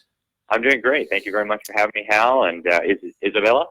No, Alex is a multilingual, a young man in his early 30s, a father, a loving, dedicated husband, and he is also the author of several books, including Crimes of the Educators. And for the millions of people on Facebook, I'm showing a copy, actually co-author with our late dear friend Samuel Blumenfeld, who passed away in 2015. And you are on a nationwide tour. You started off in sunny Florida back in early May, and you hit the Carolinas. I think you followed the path of the hurricanes, right? That's right, yeah. And I would like to think that what you're doing is leaving a wake, not of destruction, but of instruction. I love it, and that and was spontaneous. By the way, that's been kind awesome. right. A That's how you know you have a genius for a radio host. Maybe I'll get maybe Dianna will put me on full time here. So tell us about your tour, and it's called Rescue the Children Tour, right? That's right. And by the way, there's no T-shirts and bobblehead dolls, right? For your tour? No, but we need some though, so don't give me ideas. Yeah. Well, we got Isabella can be your marketing director, and she can produce something. Hey, that's what I'm talking about. But I know it's called the Rescuing Our Children and Our Nation Tour. Began in Florida and then up through Georgia, the Carolinas, Virginia. Then we just did the Red Pill Expo. Now we're up in New Hampshire. Tomorrow we'll be in Massachusetts, and we've got I think almost 60 stops now across 30 plus states. And the title kind of summarizes it all, right? We want to rescue our children, and that's worthwhile for its own sake. I mean, what's more important than our own children, for crying out loud? Right. Their mental well-being, their academic well-being, their spiritual well-being, and of course their physical well-being. But beyond that, we also see this as a means to rescuing our nation, because the reality is right now 87% of our kids are in public schools where they're being indoctrinated, they're being systematically dumbed down, as Sam and I showed in Crimes of the Educators. And so we put together a special report in the New American Magazine called Rescuing Our Children, and we're hoping to get 1 million copies of that out. Plus, with this speaking tour, we're hoping that we'll be able to rescue millions of children and give us, a fight. We don't need to rescue all the children. It would be very nice. We would obviously want to do that, but yes. Yeah, we need to be realistic. We can only do so much, but the reality is homeschooled students, kids from good, private schools, Christian schools, are so much better educated, are so much more competent that even if we just rescue a minority of them, I have faith and confidence that we really can put a stop to a lot of this evil and maybe roll back some of the progressivism that has kind of silently smashed our families and our churches. And let me add to that. And our liberties. I think not only are they, they're better educated, I think they're happier and more well-adjusted. Oh, no question about it. And I mean, there's, people always say, well, what about socialization? How are you going to socialize at home? Yes, there's a lot of data on that. If you go to the National Home Education Research Institute, they've collected all this data from academic journals, and what they found is that homeschoolers do better on every single measurable metric of socialization. They're, like you said, they're better adjusted. They have less peer dependence. They can interact with people of all ages, better communication skills. They don't need to, depend on what other people think about their sneakers for their self-esteem. They're just better all around. And it's sad but true. Unfortunately, we only have about 2.5 to 3 million homeschoolers in America. We need to multiply that by 5 or 10. But it's a good start. Well, Alex, I've observed. I've been involved with youth camps since 1990, and of course now I'm the co-founder and director of Camp Constitution, which is a family camp where there's a lot of youth. And when the youngsters come into camp, if I don't know them in advance, I can almost spot the homeschoolers or the private schoolers as opposed to the government schoolers. And there's some exceptions, don't get me wrong, but they'll shake your hand. They have a cheerful countenance. I remember one day I was in Troy, New York, meeting somebody in downtown Troy, little coffee shop, and on my way out there was this little black fellow. He's about 12 years old. He's in a school uniform, and he holds the door for me, and he very cheerfully says, "Have a nice day, sir." And I looked at him and I said, "Redemption Christian Academy," and his mother was about 20 feet away. "How did you know that?" I said it was a very easy guess. He didn't have a chip on his shoulder. He didn't think the world was out to get him. The particular school is an incredible school that has a Christian worldview, and the students are loved. It's strict, but it's strict, but they're loved. It's one of the few predominantly black boarding schools maybe the only one in the country. In fact, Holyfield, the former heavyweight champ, one of his daughters went there, and it's bare bones. I mean, it's not some fancy prep school, and she was used to having a comfortable life, a little princess, daddy's princess. "Daddy, I went at the first day. Daddy, I want to go home." And he said, "No, girl, you're staying." And after about a week, she didn't want to leave because she knew she was nurtured and she was loved. And that's the thing that you're not going to get in most public schools. And I went to a government school in the 70s, and I can say I had several remarkable teachers that I will but with the exception of people like Duke Pesta, and if you were in a public school, I would say guys like you, but it's few and far between. And so tell us, now you're the author of Crimes of the co-author of Crimes of the Educators. Tell us a little bit about, and I know that your speaking tour discusses a lot of the content of the book. So tell us, why would you use such a strong statement, Crimes of the Educators? I mean, do they go out and rob banks after class? Is that what they're doing? Well, the reality is, Hal, that many crimes are being perpetrated against children, against taxpayers. And so we actually outline what I think is an ironclad legal case. And in fact, we've been in contact with attorneys who actually expressed interest in pursuing this in a court of law. But there are actual crimes being perpetrated here. I mean, the first and most obvious and probably the most serious one is, treason. We're talking about a concerted, deliberate effort to overthrow our system of government, our way of life, the foundations of our civilization, using subversion, using quiet revolution, not sending armies by day, but trying to subvert the system by night by brainwashing the children. And if you read the writings of people like John Dewey, they were very transparent about what they were trying to do, and they recognized that if parents and teachers understood this, he said there would be a violent reaction to what they were doing. So they understood full well the nature of what they were doing. And at the top of the education establishment, this is still very much the case to this day. They hate the principles America was founded on, and they want to destroy them. And so, even back in the 1980s, Ronald Reagan put together a commission and said that if a foreign power had imposed this crazy educational system on us, we might well have viewed it as an act of war. And that was 1983, right? What was the name of that? Right. That was the National Commission on Excellence in Education. The report was called A Nation at Risk. And you can find that online pretty much anywhere, right? Just go. Yeah. There's a publicly available government document, and they found that our future as a nation and as a people is at risk. And that if a foreign power had done this, we would have said it was an act of war. I say, and Sam said, we should view this as an act of war. That's exactly what it was. Just because they didn't come in here with tanks and missiles doesn't make it any less an act of war against our nation. So that's obviously the most serious one. Then we get into child abuse in the classroom, which is now systematic. The deliberate dumbing down of the children, the drugging of the children, the systematic effort to destroy their faith in biblical religion. And it goes on and on. Let's go on to the drugging. Now, if you go to most public schools, you're going to see big old signs. It's going to say drug-free zone. But that's a lie, isn't it? That's exactly right. I mean, it's drug-free zone for drugs that they don't dispense. But the drugs that they do dispense, which include hardcore amphetamines, for example, a drug dealer would get years in prison for giving that to a kid. And yet when the school gives it to the kid, it's described as, quote-unquote, a medical treatment. But the reality is they're doing this damage to the kids, and the symptoms of the damage become manifest, and then they say that the solution is to put them on hardcore drugs. That's crazy. That's actually criminal, but that's what's happening systematically all across the United States. And it's a billion-dollar business, isn't it? Multi-billion-dollar business. Multi-billion-dollar business. That's right. We're talking so much money here for these drugs, for the insurance companies, for the providers, for the healthcare associations, for the psychiatrists. I mean, everybody's making money, and kids are being destroyed in the process. And this was started in the early 90s, correct? Yeah, that's right. And the problem has mushroomed since then. But if you look at the same countries, a tiny fraction of the amount of children that are drugged here in the United States are drugged. So there's very clearly problems in the system. The incentives are all wrong, right? The federal government has incentivized this to happen. It's a national disgrace. And what happens to these kids is the consequences of taking these drugs are very often irreversible. Right? You can't undo them, and many of them are psychological and psychiatric.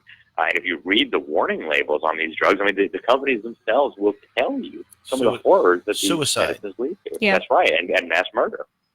And I would think most of these, I think there was one school shooting prior to the introduction of psychotropics. It was actually a young lady in the late 1980s. But all of these psychotropic, almost all of these school shootings have been by people who have been on psychotropics. Is that correct? That's right. Yep. And they more and more now they try to conceal that fact. But that's exactly right. They're putting these kids on all sorts of medication that, again, you don't have to trust me. Just open up the package and read the warning label. It'll tell you right there. It may cause suicidal ideation, homicidal ideation, stunted growth, permanent brain problems, and that's the reality of what we're dealing with. It's a massive crisis, and it's self-inflicted. It's not necessary, but the harm that's being done to these children, the only way they can keep it under control is to turn the kids into zombies with drugs. It's absolutely shameful and criminal. Well, in fact, Sam Blumenfeld, now with the drug issue, Sam Blumenfeld, and we're about to publish an unpublished book, a manuscript that Sam believed that the attention deficit disorder, which leads to the drugs, is almost exclusively responsible because of the look-say method. That's a leading culprit of this ADD. So when a student says signs of ADD, they don't say, "Oh, that's because you've learned through the whole language or look-say. We know the solution.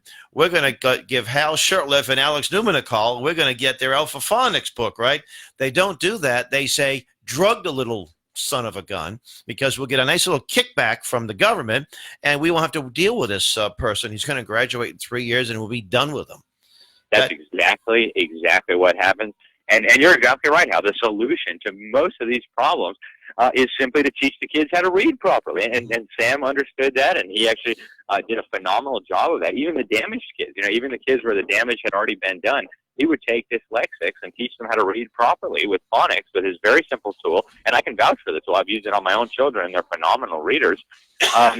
It's really very simple. So Sam could cure dyslexics. And, all these PhDs in dyslexia, all these gazillions of dollars going to, specialty reading experts and stuff. It's all just being flushed down the tube. It's fleecing taxpayers when the solution was right in front of us all along. And it's about $10 a book, That's exactly right. and you can even find it for free on the internet, right? And, well, actually, the Sam Blumenfeld archives, you can download it free of charge. Make a donation if you like, but because sometimes the best solutions are the most simplest. And, it's interesting. I was in the second grade. I was what they used to call I was the lowest, the dum-dums, right? I couldn't read because I thank God that I had trouble with look-say.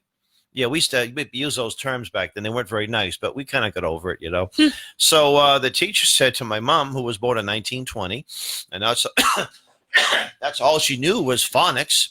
He said, "Why don't you tutor him at home?" And she said, "Sure." And within about a month and a half, I was a pretty good reader. And from being the bottom, I was pretty much on the top, only because I learned how to read. I don't think my mother understood the look-say versus phonics. She just knew phonics, And again, Sam Blumenfeld, as I mentioned him a number of times over the years on this show, he used to write to public schools. He used to write to school superintendents all around the country. And all those letters are on our website, the Sam Blumenfeld Archives. He would say, "Give me your worst school, and I will turn things around, and I won't charge you a dime." And he very seldom got a response. Sometimes it's, "Thank you very much for your concern," But he was friends with the incredible late Marva Collins. And tell us a little bit about Marva Collins, because I know you're familiar with her work. Yeah, well, she created a phenomenal school primarily for black children, and what she proved was that all the racists were wrong, right? All the racists who said, the black people can't learn and blah, blah, blah, they were proven conclusively incorrect. Really, all that they need is proper education, which is what Sam advocated all along, right? If you teach children proper reading methods, it doesn't matter if they're black, white, yellow, purple, red, whatever color, they can learn how to read, and they can become highly educated, smart, productive citizens. And so, the travesty, the tragedy that's taken place in our inner cities, it is so unnecessary. It's so additionally horrifying. It's even more horrible than it seems, because this was all deliberately inflicted on us. And so we actually have 2 chapters in Crimes of the Educators about this. And, we explain that actually they deliberately targeted these communities first. As kind of, to do experiments, and then later on they moved out to the rest of society. But it is so evil, it's so awful, and it's not debatable. The evidence is all there, the data is all there, and Marva Collins helped prove this. So yeah, you have a chapter, I think it's called "The Creation of a Black Underclass." That's right. I know Sam had a newsletter back in the mid-'90s that dealt with that, and he looked into the IQ test. And the history of the IQ test was designed to prove that blacks and other non-whites were inferior to whites. Is that correct?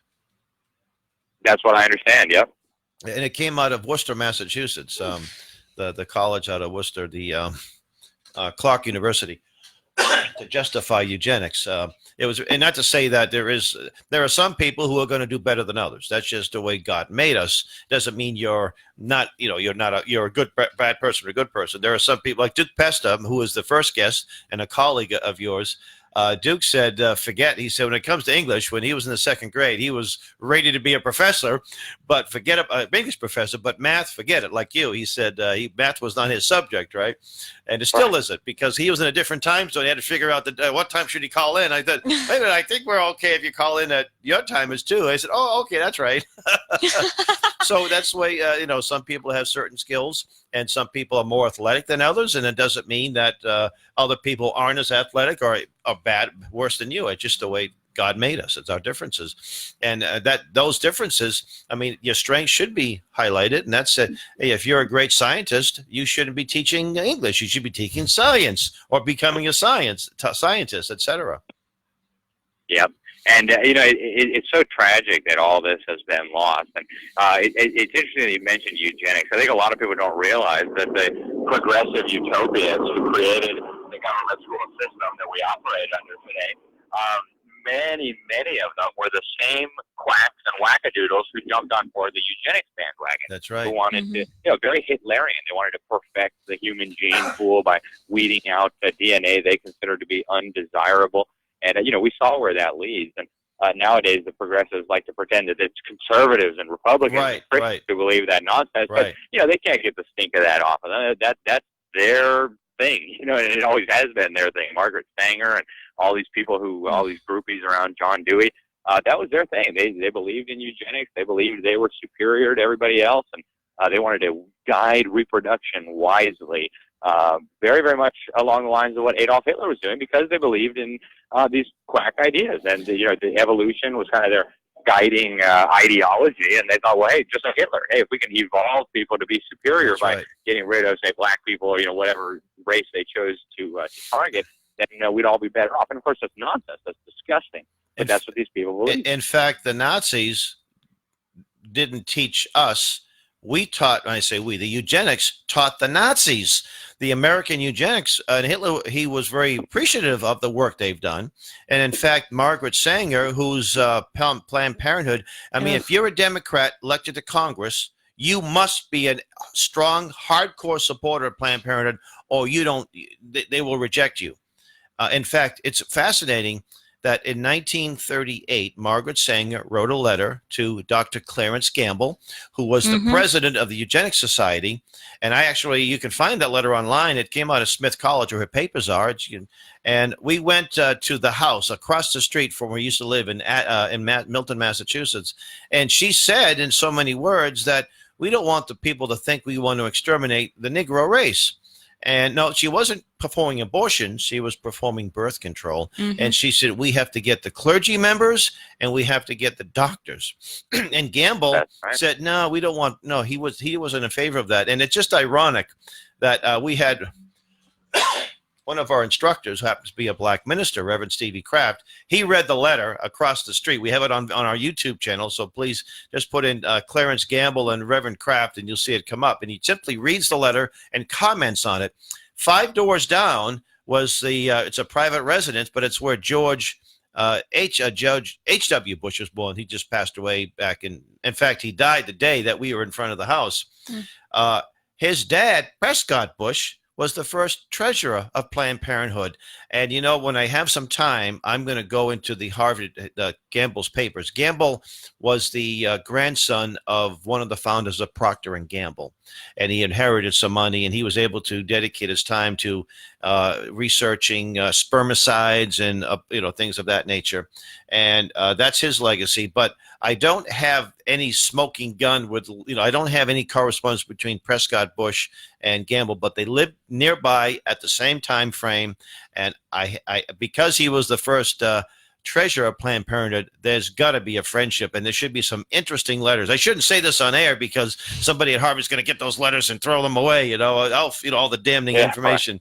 But Prescott Bush, they also came after him for his Union Bank, which was helping to trade and fund the Nazis. That's correct. So, right. These people all come from the same ideology. Of course, they're involved in Skull and Bones, the Skull and Bones Society, which has been right at the center of so many of the problems we're talking about and so many other problems that we're facing as a nation.